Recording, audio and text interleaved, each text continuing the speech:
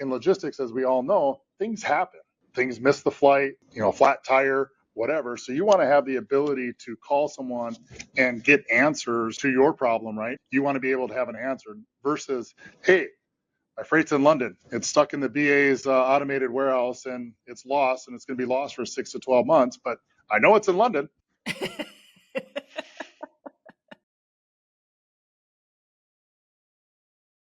Hello, and welcome to Speaking of Supply Chain, where we explore trends, current events, and innovations impacting the logistics and supply chain industries. I'm your host, Ellen Wood. As global supply chains grow more complex and capacity becomes harder to predict, the pressure is on freight forwarders to find smarter, faster, and more cost-effective ways to move cargo. In this episode, we're diving into how technology, specifically AI-driven cargo pooling and digital platforms, are transforming air freight logistics. We'll explore how companies like Aircon are helping small and mid-sized forwarders compete at scale, stay agile during disruptions, and unlock new levels of efficiency across quoting, booking, and beyond. Joining me today is Chris Condon, CEO and founder of Aircon. Welcome. Thanks for having me. I am really looking forward to this conversation today because it is top of mind for a lot of businesses right now who are trying to get their product everywhere. But let's take a moment and get to know you a little bit more. So our icebreaker question today is, if you could only eat one dessert for the rest of your life, what would it be? It'd be a raspberry cream pie. Wow, I've never heard of raspberry cream pie, let alone tasted one. Where would one find such a delicacy? I'm originally from Wisconsin, so I assume somewhere in the Midwest. I love raspberries, but I don't like the tartness of raspberries in a pie, and so the cream kind of tones that down a little bit and makes it fantastic in my mind. You know, that's really interesting because I prefer the tartness when I'm eating berries. And so because of that, I don't like them cooked. I only like fresh berries. It's just a weird hang up I have. I don't like cooked fruit. So pies are almost completely out for me. Which is okay. I would have to say I might throw a lowball here and say if I could only eat one dessert for the rest of my life, it would probably be ice cream and then just leave it at that. But if I had to get specific, butter pecan ice cream. I could Butter stand pecan. the rest of my life. If that was the only sweet I could have, I would be fine. Gotcha. I know that makes a lot of sense. Do you put anything on top of it, right? In terms of like chocolate? Well, if I have the choice, yeah. My son puts chocolate on top of his, and it's actually really good, butter pecan with chocolate on top. Yeah. But yeah, building an ice cream sundae is always fun. Yep. And as a child, I grew up on a dairy farm, or not on a dairy farm, but my family are all dairy farmers, and so making homemade ice cream is a very fond memory with my grandpa, my aunt, my aunt and uncles, and that kind of stuff. So ice cream is good. The old crank ice cream maker, or because I I have done think that. It's the have way to done keep that. the kids busy. That's right. We might have been maybe upper class, and we had a plug-in one that it did it for us. So Yeah. Well, enough about ice cream. Let's talk about air freight. That's quite the switch. So, what is it that is driving the demand for smarter cargo pooling when it comes to air freight? a lot of different things are driving the demand, but in essence, it's really how you can control your costs in air cargo. It's different than any other mode of transportation.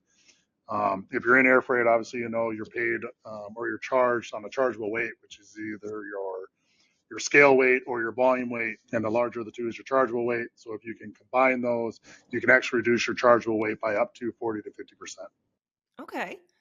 So, how does this work? How does Aircon work for your clients, and what is the value that it's delivering? Because your focus is not on, the obviously the larger enterprise organizations have departments dedicated to this. So this is really for the smaller guy who doesn't have that internal team able to sit and crunch numbers all day and figure out the best way to do it, it seems. For sure. Yeah, the consolidation of cargo is not a new concept. All your larger freight forwarders do it. They obviously have the scale, they have the consistent volume, they have the buying rates with the airline. They have all that. So we are doing that to really support multiple freight forwarders in one, so they don't have to have their own volume or their own capacities. They can leverage other people's volumes and other or the industry's volume and the industry movement. And then with our other product being Captain Cargo, which is our AI agent, allows routings. And when does consolidation make sense? Is speed matters? Does the rate matter? Direct, indirect, all that kind of good stuff is really the driving force behind what we're doing today. Is really more the art of the quote, not so much the action of the actual shipment. So one thing that I've talked about on other podcast episodes, and one of the things is that collaboration of companies, the individual companies working together in order to make the logistics work for them. And you touched on that there just a moment ago, where they don't have to have the whole thing figured out on their own. They can leverage other forwarders. Do you find that they're amenable to that, or is there? I mean, is there still competition instead of collaboration, or are they coming around and realizing that they can't do this alone?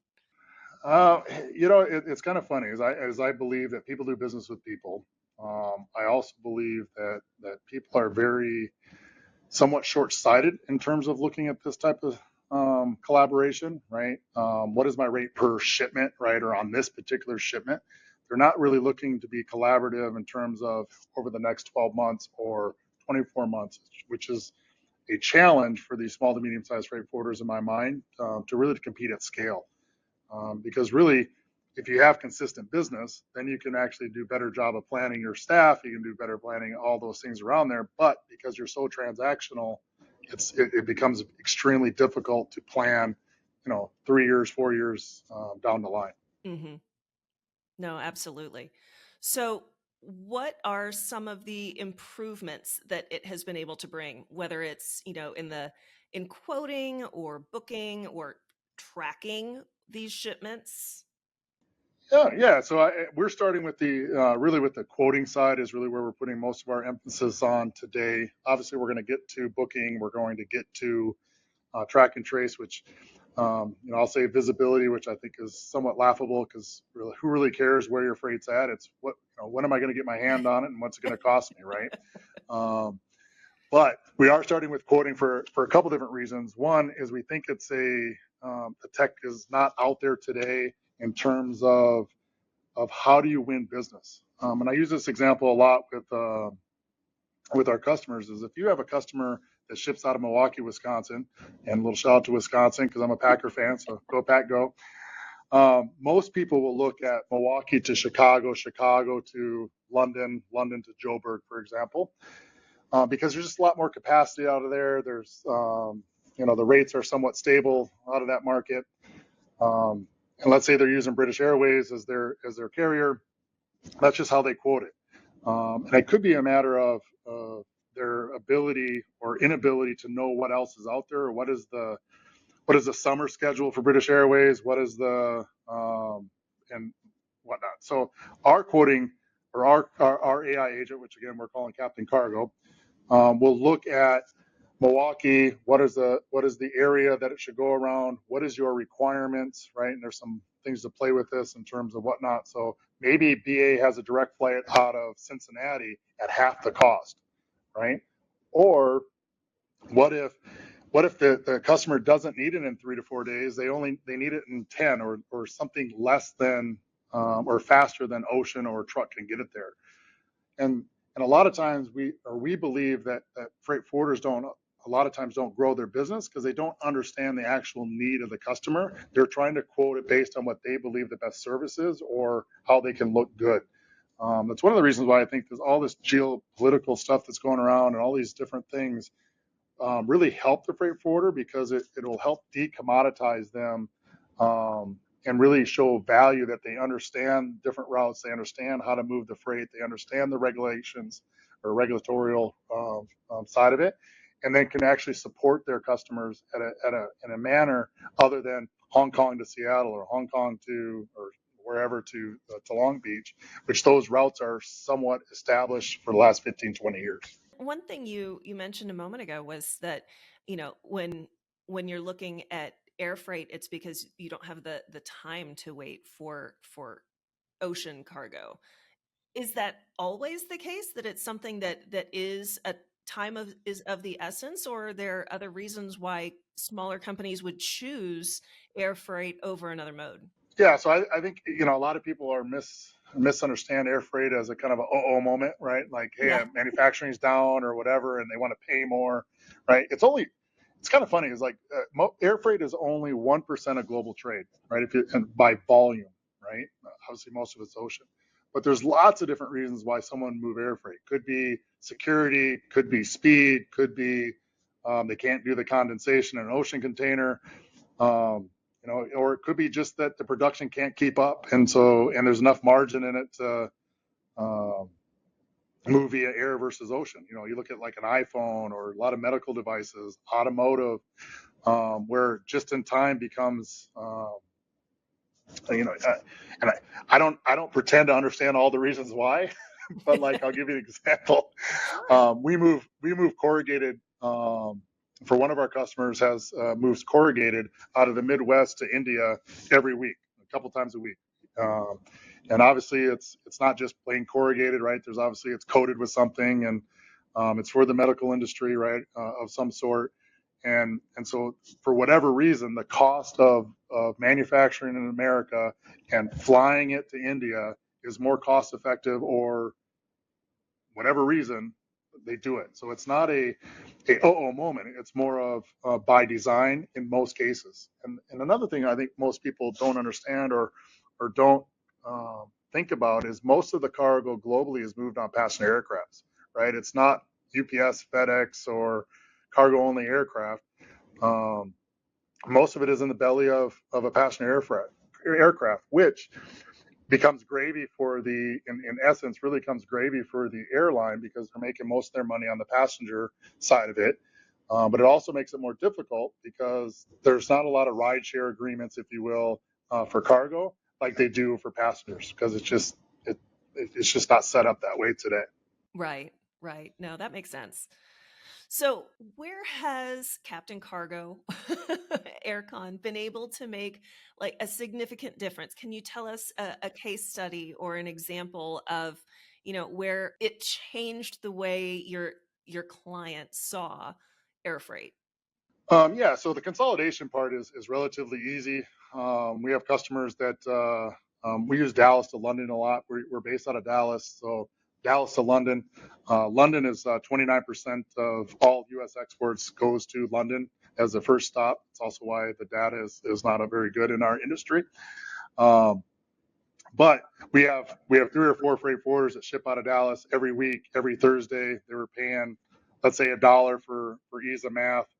Um, we're able to buy at roughly the same price from the airline, but by combining these 3 or 4 freight forwarders, I'm able to offer them between, let's say 80 cents to 75, 80 cents a kilo, and I'm still making, 10 to 15% on top of that. So it's a win for everybody involved. In addition to just the rate, you're less likely to get bumped from the airline because obviously if baggage is or bags, whatever, fill up the plane, they're more likely to remove a carton or a pallet versus a ULD.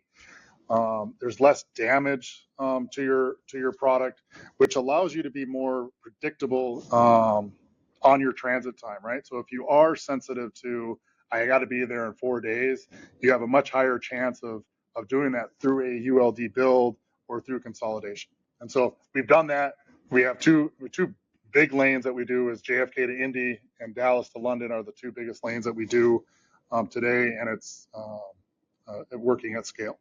So that really is leveling this playing field for those smaller businesses to Yep. give them the ability to play against the larger players in their industries.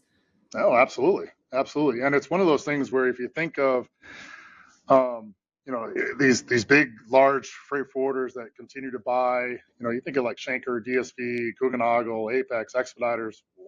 pick one out of your that you know of, Siva. Every time that they buy or try to consolidate these freight forwarders into one, there's 5 to 10 other freight forwarders that pop up, right? They may call them logistics companies or whatever, but we believe it's because people do business with people, right? And in logistics, as we all know, things happen, right? Things miss the flight, things, flat tire, whatever. So you want to have the ability to call someone and get answers to a solution to your problem, right? Either your manufacturing, your customer, whatever. You want to be able to have an answer versus, hey, my freight's in London. It's stuck in the BA's automated warehouse and it's lost, and it's going to be lost for 6 to 12 months, but I know it's in London. No, that I laugh because that makes me think of advice that has recently been given to marketing.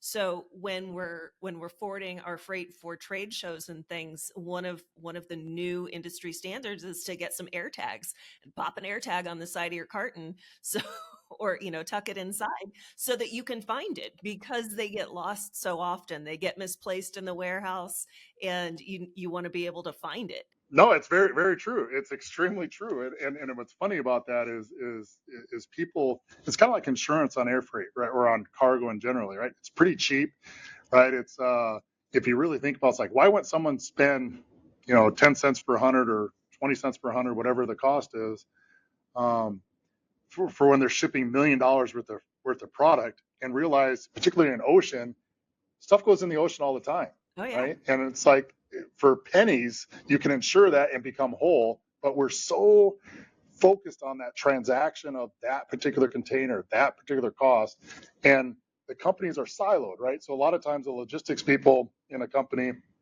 aren't the same, or aren't bonused, or aren't measured the same as the marketing side, or the whatever the silo is, and it gets misaligned very quickly, right, in terms of what's best for the company versus what's best for the individual. All right. So what about disruptions? So we've talked a little bit about, lost cargo, but when other disruptions are affecting the supply chain in general, what agility does this enable for those smaller companies? That's a great point, and something that is very difficult for me to articulate, but I'm going to try. So really, it's about knowledge of what's out there, right? So these small to medium-sized freight forwarders may have a great network from US to the EU, or US to the Middle East, or whatever, but they don't necessarily have a global network. So Aircon is really the backstop to that, from our platform marketplace consolidation standpoint, is the backstop. So you can provide a solution to your customer in real time. So like, we can give you a door-to-door quote anywhere to anywhere in the world in less than a minute at a competitive wholesale rate, right? So now you can compete at scale if you get the business. And then when the customer books it, we do that logic in our tech again. So again, taking that Milwaukee standpoint, is if we have to have it by a certain date, we're going to give you the probability and predictability of through Chicago and through Cincinnati, and let your customer decide what the best solution is. Another scenario that we've done is, you think of like a UPS airline, which everybody knows parcel takes priority over cargo for UPS, right? Everybody knows it, and you just kind of understand it, right? It's going to take you between 5 and 10 days to get it to London, for example, or Dubai. And that might be okay for your customer because it's 25% of the cost of Qatar or American. And so giving these solutions to the people that are actually buying the service allows you to provide a better service to your customer, and to keep your customer inside your four walls versus looking somewhere else. About 50% of our customers are actually truckers or brokers of truckers, which is kind of interesting to me. And they might only do 1% of their volume is air freight, but they don't want their customer to go from a trucker A to a forwarder, because maybe that forwarder also does trucking, right? So the more you can keep your fingers on them, the better. And that's what we're really trying to do. Is one, we have a global network, a wholesale, no retail forwarders, no retail truckers, all on a wholesale level, which again allows you to think bigger versus the network that you have built. Well, and one thing I want to ask, just because we dealt with it this spring, all these storms that have come through, some massive storms, big ones that were significant tornadoes across the Midwest. What happens when, is it that agile where someone had already planned something? Now we've got all this disruption, there are planes grounded, flights aren't flying. How agile can it be when the weather is involved? So, we haven't built this yet, but it is on our product roadmap. It's really our third AI agent that we're building, which will be, we're not really sure what to call it yet, or a visibility agent, exception management, whatever you want to call it.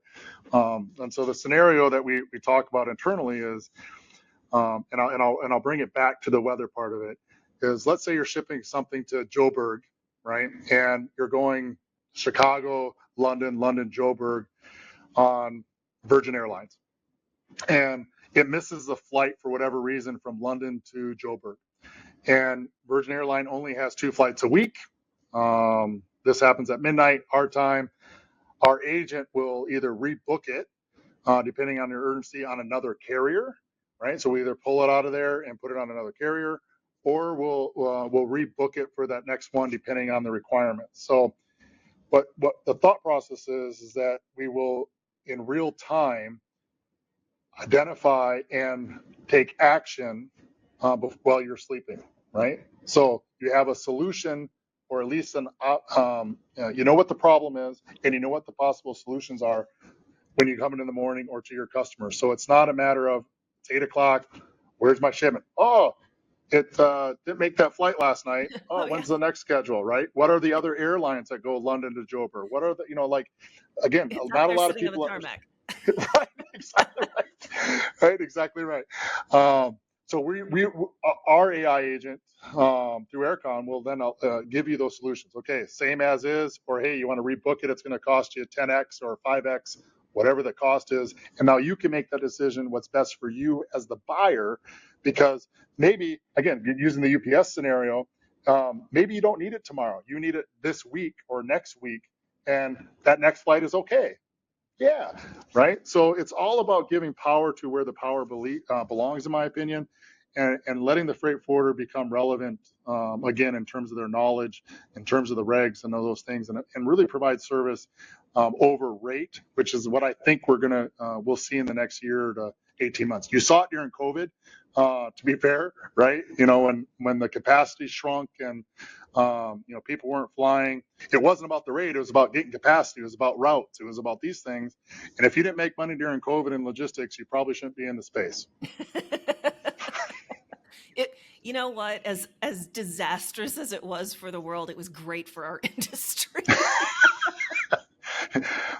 It's funny, as I talked to some freight forwarders that started, or logistics companies that started during that time, and they really started for ocean, right? And it's funny because they we don't understand why we're not making money. Well, 10% on 30,000 is real dollars. 10% on 1,000, you probably need to have other service offerings. Right. That's not all that much. Right. It's just reality, right? It absolutely is. So that brings us to the end of this episode. Thank you so much, Chris, for the introduction to this amazing new tool that you have, and this opportunity for some of these smaller and medium-sized businesses to capitalize on the agility that is available to the larger players in the market. You've really opened a door for these organizations to really up their supply chain game. Yeah, well, I appreciate that, and I appreciate the fact that you can see that vision as well, because it's we think it's important. It very much is. The little guys need all the help they can get. Agreed. If our listeners out there have a suggestion for a topic or would like to be a guest on the show, we would love to hear from you. You can reach out at podcast@mebach.com at any time. As always, thanks for listening to Speaking of Supply Chain. If you enjoyed the show, please rate and review us on whichever podcast platform you prefer. We're on Apple Podcasts, Amazon Music, and Spotify.